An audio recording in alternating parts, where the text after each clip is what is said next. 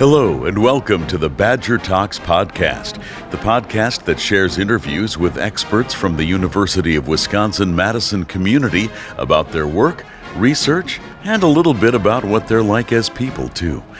I'm your host, Buzz Kemper. Today, we'll be talking about sustainability, and I'm happy to have as my guest Tom Eggert. Tom has emeritus status at the University of Wisconsin-Madison, where he developed classes in sustainability and systems thinking. He taught the first class on sustainability at the UW in 1994 and has received numerous teaching awards. He was a Fulbright Scholar to Latvia and founded the nonprofit WorldWise Microfinance. He also founded the Wisconsin Sustainable Business Council and served as the executive director until his retirement in 2018. He currently teaches a class on financial skills for retirees and serves on the UW Retirement Association. Tom Eggert, thanks so much for being on the program. It's great to have you. Thank you so much for having me. I want to start out with just a definition of sustainability in your world. We hear the word a lot. It's used for energy use, environmental concerns, health, all kinds of things. And in your world, what is sustainability and what is it that you are trying to improve in terms of sustainability? Yeah, great question. So from a pure definitional perspective, sustainability has certainly an environmental component, but it also has a social component, and then it also has a, sort of I'll call it a governance component that creates a likelihood of staying together into the future, of sustaining itself. So you're sustaining something, sustaining people, sustaining a business, sustaining an organization, whatever. And so how do you maximize the chances of keeping that organization, person, business operating, effective, competitive, moving into the future? Okay. And so you weave those three things together. It had traditionally been focused on the environmental stuff. And right. For a long time, sustainability started with, well, let's think about the environment. Let's think about our footprint and how do we do better from leaving the earth in no worse shape after we're gone. But then it evolved into a lot of the social stuff. How do we better take care of each other? How do communities succeed and sustain themselves over time? So much broader than just the environmental beginnings for the sustainability movement. And I mean, people still do talk about sustainability and just talk about the environmental stuff. But in reality, it really is broader and has evolved to be broader than that. So when you work with businesses, and you almost invented this. I mean, you taught the first class on sustainability at UW in 1994. Yeah. And so you've been at this for a while. So yeah. Did you come up with some of the building blocks of this? I would imagine so. Yeah. So tell us how this came about, because you couldn't just take everybody else's work and say, I'm going to do this. You had to kind of build the building. Yeah. Well, so it starts with this axiom that we teach best what we most need to learn. So I had approached the Institute for Environmental Studies before it was even called the Nelson Institute on campus. And they had a graduate program called Conservation Biology and Sustainable Development. And I was interested in the classes that were being taught in sustainable development because I was interested in just taking one. I just wanted to learn about what people were talking about. And the head of the institute at the time, Tom Ewell, said, Tom, we're not teaching any classes in sustainable development. Could you put one together? And so that was the fall semester of 1994. And what had you been doing before that? So my background is in law and public administration. Oh, wow. Okay. And so it was sort of an outgrowth of the public administration stuff at the time. So 1994, we were just coming off of the Clinton administration. The Clinton administration had created the President's Council on Sustainable Development. It was a big deal for the administration. Sam Johnson from SC Johnson was one of the participants in the President's Council. So Wisconsin was represented. And I really thought I was going to be putting together a class that was going to be talking about public sector leadership in this new idea, this new sort of focus. And shortly after that, the Clinton administration left and the first of the Bush administrations came in, and never was the word sustainability uttered again. Right. And, it's just, yeah. And, and it was the same in the state that, we were coming into the Walker administration, and, the state just wanted nothing to do with leadership in an area that was an evolving area. And so the class that I really had designed, which was going to be about public sector leadership, became about where was leadership coming from. And at the time, it was coming from the business community. Patagonia, Ben & Jerry's, Tom's of Maine, Body Shop, those iconic classic companies that were cut out of a different cloth. Yeah. And, so we studied them. We looked at how they were being successful, even though they weren't focusing on the traditional bottom line. And yet, Patagonia famously did an ad, don't buy this pullover for one Black Friday. And they sold more of those pullovers than they had ever sold before. So it's sort of this reverse marketing. Yeah, right. Almost, yeah, right. Try not to do this, and so that everybody wants to do that. Right. But and so the class ultimately evolved to looking at the drivers for action, for why people were doing stuff, and it was certainly customers. There was evolving customer awareness and desire around businesses that were doing sustainable stuff. So especially retailers, the Patagonias, but in the mid to late 90s, customers would survey very well. Oh, yes, we would want to support a company that was committed to sustainability. But when the business school folks would have those customers followed around, they wouldn't actually make purchasing decisions that were consistent with the values that they were espousing. Interesting. It was. Okay. But that did change. In the early 2000s, people kept saying that they wanted to purchase from businesses that were acting in a sustainable, and then they started modeling their purchasing behavior after those values. And so customers did become a driver, really with actual purchasing behavior. Employees became a driver. So people wanted to work for companies that they believed in, and they wanted to feel like they were making a difference in those companies. Right. And then, I was putting all kinds of students out into the working world and would survey them, and others were surveying them, and they would say the same thing. Yeah, I don't want to go for, and this is a change from the previous generation, I don't want to go and work for whoever was going to pay me the most money. I mean, if I wanted to do that, I'd go work for Exxon or Shell or, something like that. And they weren't. And so companies were competing based on how they were presenting themselves as in the sustainability universe. And that's how they were trying to attract and retain talent. And then you had investors that also started getting on the sustainability bandwagon and saying that they wanted to invest in companies that were acting and credibly acting in a sustainable way. And then supply chains got involved. And then very, very far at the end, government sort of started getting involved. And, early on, we'd see things like Wisconsin required all copy paper to be 100% recycled content copy paper. And so you'd see little bits and pieces coming out of the government, and that over time evolved into more and more. And so the class started with, my interest in teaching it, a couple of kids that decided that this sounded interesting.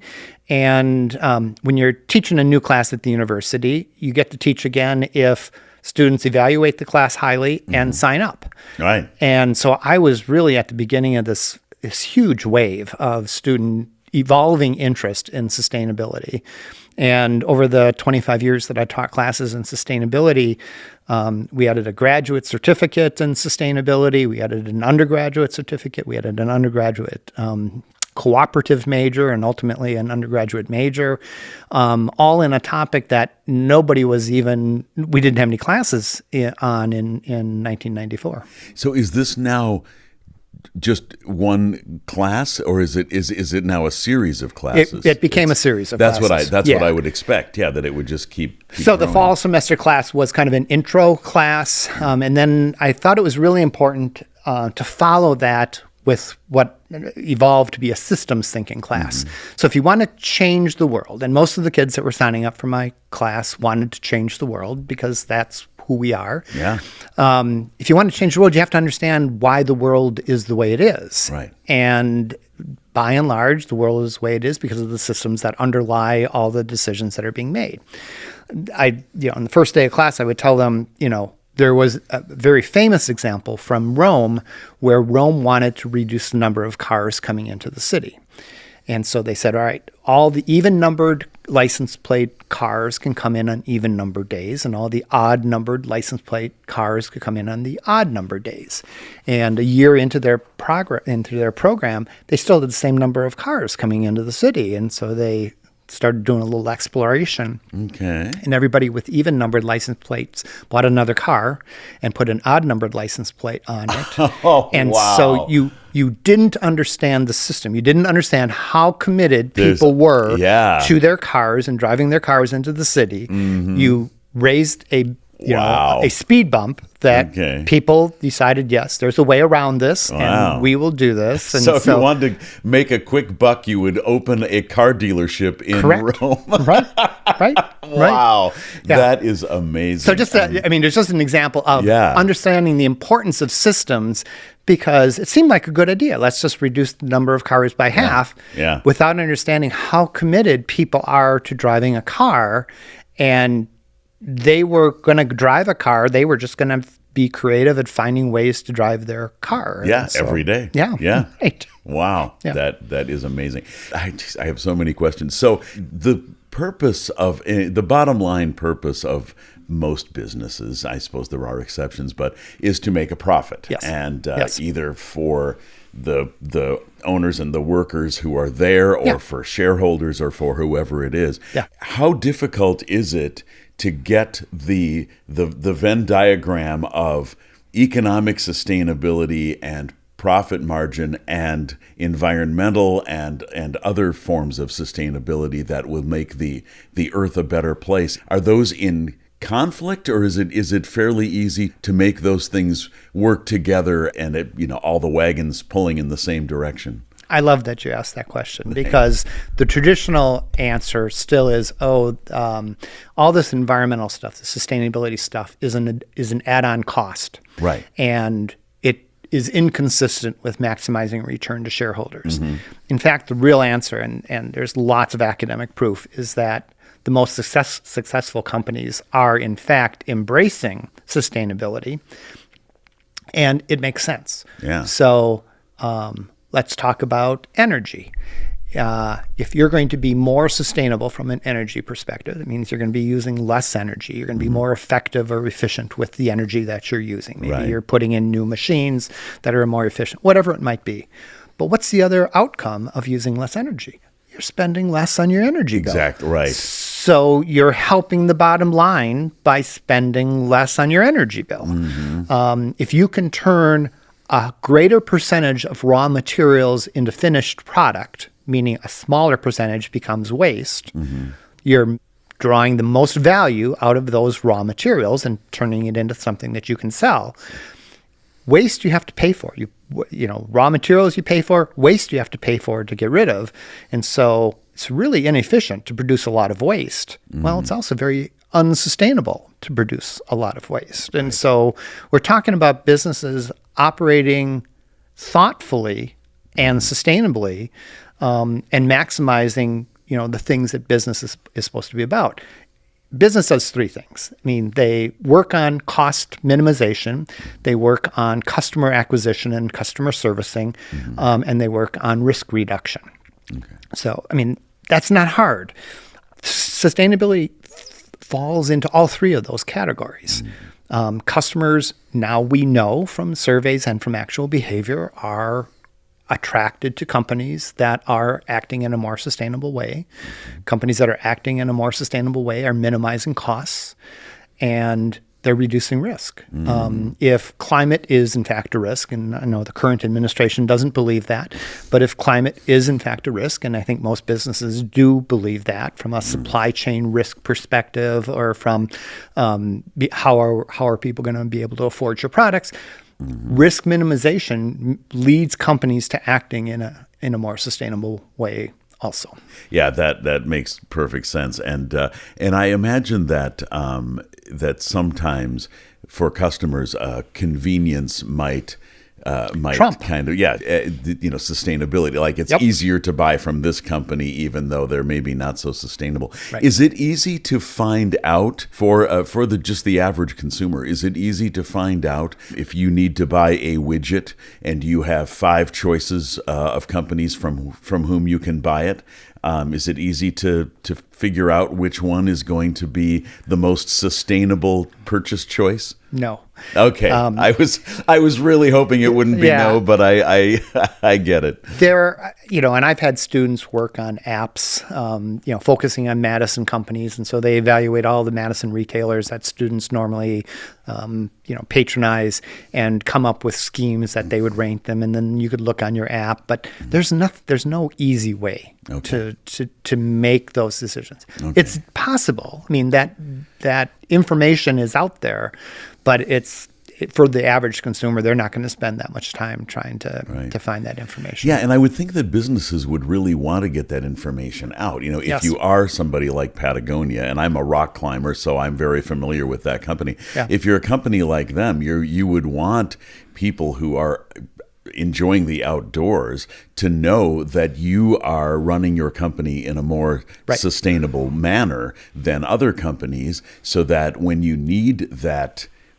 wind shell jacket or better sweater, pullover, or whatever. Yeah, exactly. Whatever it is, that you're going to buy it from them as opposed to someone else. But it's not that easy, apparently. Well, Patagonia has this unique niche in the market that, they've really pushed hard on sustainability, and it's part of their branding, it's part of their marketing, it's part of their reputation. Okay. And so the argument for other companies acting like Patagonia was, that's a unique customer base that really will pay more and value those kinds of things. Mm-hmm. And while that was true at one point, I don't think that's true any longer. Mm-hmm. But so we still face that hurdle of how does that information get out? For Patagonia, it's part of their identity. Yeah, and you would think that all companies, especially companies that are dealing with outdoors enthusiasts, that they would want to make that part of the marketing plan. Who are your students? Are these people who are just interested in the topic in general? Are they people who maybe want to start a business and they want to know how to do that from the ground up in a sustainable manner? Who is it that signs up for your classes, and what are their goals? Yeah, so it's very varied. Okay. I think the one, and it's not completely consistent, but almost a given for UW students, is that they feel this broad obligation to making a difference in the world. Okay. And so sustainability is one avenue to feel like you're making a difference in the world. There's lots of others. You can become doctors, you can become teachers, you can become all kinds of things and make a difference in the world. But there's, certainly the business school attracts a lot of students. Yeah. I had a lot of students over time that just thanked me for making them feel good about wanting to be a business practitioner in a way that was consistent with their values. And that's really all sustainability offers, is that, you want to feel good about the company that you're working with. You want to feel like you're making a difference. There is now a way to do that. Yeah. Yeah. And then they go on and they take all kinds of different positions. For the first, 20 plus years that I was teaching, there were no sustainability positions in companies. Mm-hmm. You'd have to sort of find something else to do. And then when the questionnaire came around, is anybody interested in sustainability? We're getting some questions about, what we're doing, and customers want to know, and we don't have anybody that can answer this. Is there anybody interested? And then you can raise your hand. Mm-hmm. You might be an accountant. You might be in human resources. You might be in supply chain. But when the opportunity comes along, raise your hand and become part of the sustainability group. That's now changed. There are actually companies hiring kids right out of college into sustainability positions. Nice. That's relatively new. Yeah. So, wow, that's really terrific. Are you still lecturing? Are you still teaching classes? You have emeritus status, I do, realize. yes. But, yeah. So I'm not teaching classes at the university any longer. Okay. I am teaching classes outside the university through a retirees organization, and so I one of the drivers of sustainability is investors, and so I spent a lot of time sort of talking to investors, mostly do-it-yourself investors. How do you make your portfolio more sustainable? Right. So, Okay. Well, I might be go. sitting in on your retiree classes at some point. Yeah. At some point, I've got to retire, but I don't know. I love my job and my coworkers too much to give it up quite yet. I just want to ask one more kind of specific question. But you were a Fulbright Scholar to Latvia. Yes. It says in your bio. What was that about? That seems like a kind of an arcane thing. Not everybody can make that claim. Yeah. So it was this unique opportunity that came along. University of Stockholm has a college in Latvia, in Riga, and they were looking for a Fulbright person to come and lecture on sustainability. And so I had, gone through the application process to become a Fulbright Scholar, and then you wait for the right opportunity to come along. And this seemed like so much fun to. I mean, I knew nothing about Latvia. Okay. Yeah. And you get there through Sweden. Which was how we got there. I took my son along, and kids in Latvia are no different than kids in this country. Okay. And so, it was a fantastic opportunity. Wow, that sounds great. How did you deal with the language? So if they were going to be at the University of Stockholm in Riga, they had to speak English because classes were offered in English. Oh, wow. Okay. Yeah. Well, that's okay. Yeah. That solves that problem. Yeah.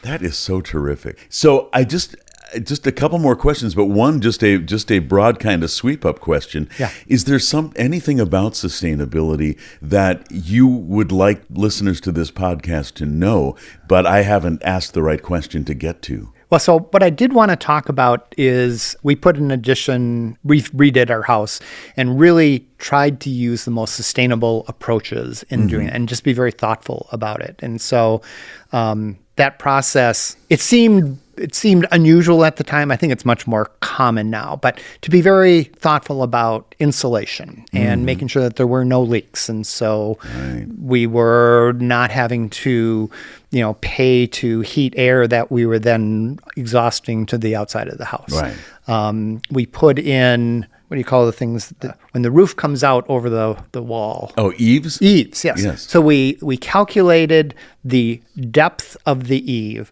so that on the longest day, so June 21st, that the sun would not be touching the windows at noon.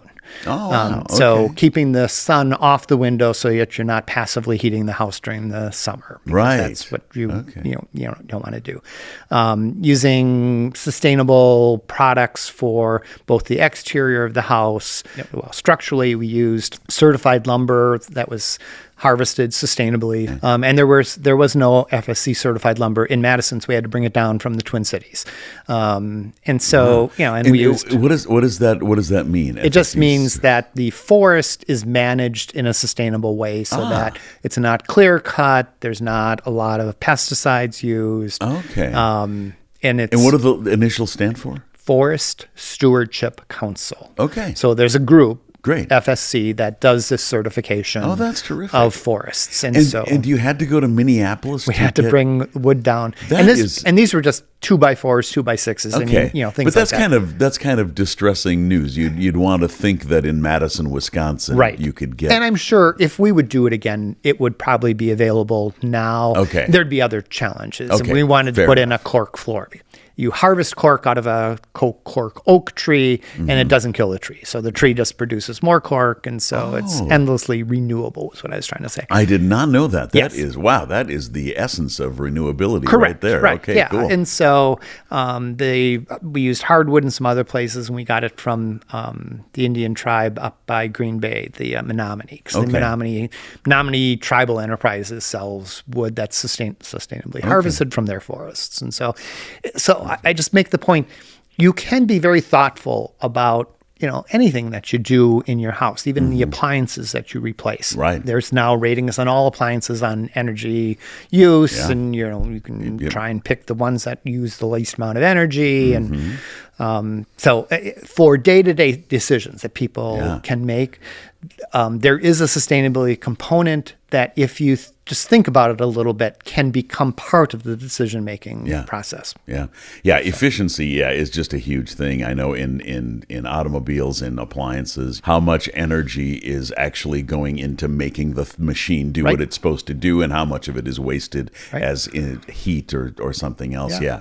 Terrific. Well, and there was all the question when the hybrids came out and we had gotten a Prius early on, what's going to happen with all those batteries? And sort of, the answer is sort of build it and they will come, right? It's sort of the field of dreams kind of ideology. Yeah. So now, you can recycle hybrid batteries well. Yeah. Now, you couldn't at the time that we were buying our first Prius. Right. Or probably even our second Prius. Right.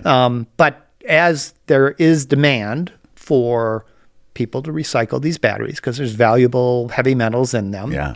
And people figure out a way to do it. Right. And in fact, that has happened. Yeah, it's true. It is kind of a build it and they will come kind of situation. It's a little bit of the cart leading the horse, but it eventually works because people will realize, there's a need for something, and necessity being the mother of invention. Exactly. Yeah, there you go. Okay, terrific. I mean, we still live in this great society where if somebody identifies a need, there will be somebody that'll figure out a way to meet that need. Yeah, one would hope, and usually it does work out that way. Right. And then the last thing I want to ask you is just, what do you do when you're not dealing with all the sustainability stuff? Do you have hobbies, sports that you participate in? What do you like to do in your off time, if you have any? So I did formally retire just before the pandemic. Okay. And now am spending more time than I ever was working. I run a nonprofit that makes small loans in the developing world. It's called WorldWise Microfinance. Okay. We had started in Haiti, we expanded to the Philippines, added the DR, and then just recently, post-retirement, added 3 countries in Africa. Okay. Dominican Republic. Yes, the Dominican, yes. And so it's, we're making a difference in lives, in individual lives, not at the macro level, but that's okay. I mean, sometimes you need to just start at the individual. And we target women. So, terrific. It's, if in a family you provide additional income to a woman and additional income to a man, studies have shown that the family is going to benefit far more by providing that income to the woman, and that she will. Oh man, I would love. That's another whole interview right there. I would love to know all the research behind that. Yes.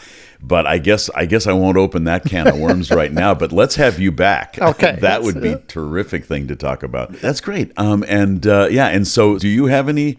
Your hobbies are your work then, apparently. Yeah, I spend a lot of time. We have a cabin up north, okay. and I'll split time. My wife and I split time between Madison and up there. In fact, we were there 2 days ago. Okay. Came back. Okay. Partly for this, partly for some other things. Well, I appreciate that. Yes, Thank right. you. Yes. Yeah, terrific. Tom, thanks so much. This has been really, really informative, and I feel like there's another few avenues we could go down. So I hope to be able to have you back. But Sure. But thank you for your time. This Sure. has been very, very informative. Thank you so much. You've been listening to the Badger Talks podcast. I hope you enjoyed this conversation with Tom Eggert. Please browse our previous episodes for other topics that may be of interest to you. The Badger Talks podcast is a creation of UW Connects and produced at Audio for the Arts Recording Studios in Madison, Wisconsin. Our engineer is Meggie Shays. Our music is composed by Bill Purdy and performed by the UW Marching Band. I'm Buzz Kemper. Thank you for listening.